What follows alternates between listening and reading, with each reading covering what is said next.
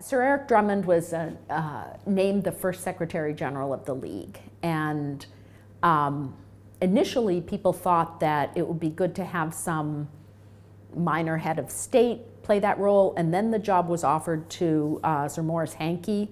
Hankey decided that he'd rather be cabinet secretary, that was a more powerful role, and so Drummond was offered the position and accepted. And Drummond stayed at the League until 32, and he was absolutely critical. And I think he's been really unfairly forgotten. There's a good but very short Dictionary of National Biography entry on Drummond, and he's by no means a kind of household name. But how internationalism develops and how international organizations develop have everything to do with Drummond. Drummond hired the first League of Nations staff. He built up the Secretariat. He decided how the Secretariat would be structured. And it's critically important that he decided, unlike Hankey wanted the organization to be structured by nation.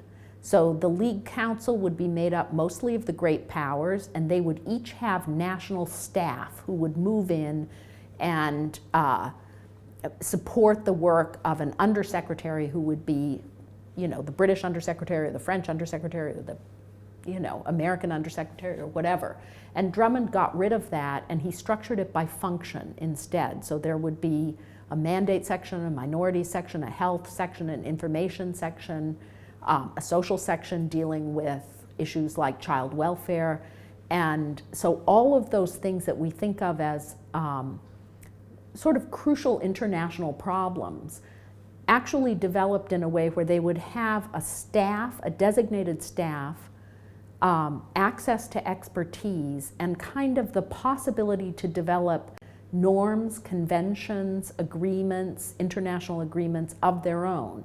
The League was never then just a function of the national. It was never just a place where national politicians got together to work things out.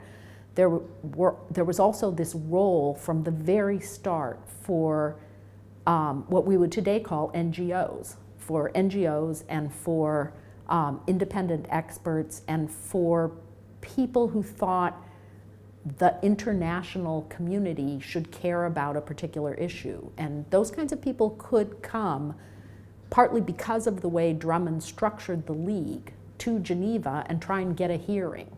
And because there were these functional bodies that they could address themselves to, there was someone for them to talk to. Somebody had to answer the door. If you had a grievance, you could actually go and ring on the doorbell and try and get somebody to hear you. And I think that was quite far-sighted.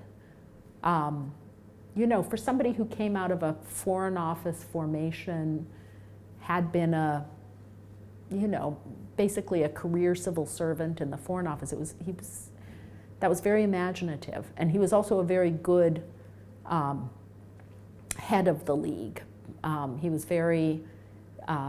He insisted that civil servants appointed to the League be loyal to the League. Now there's a very mixed record on that. Obviously, lots of people spy for their individual state once they're in there. And there's a great story to be written about spying in the League, but Drummond did insist that they were loyal to the League. They had to take an oath of loyalty to the international organization, not to their state.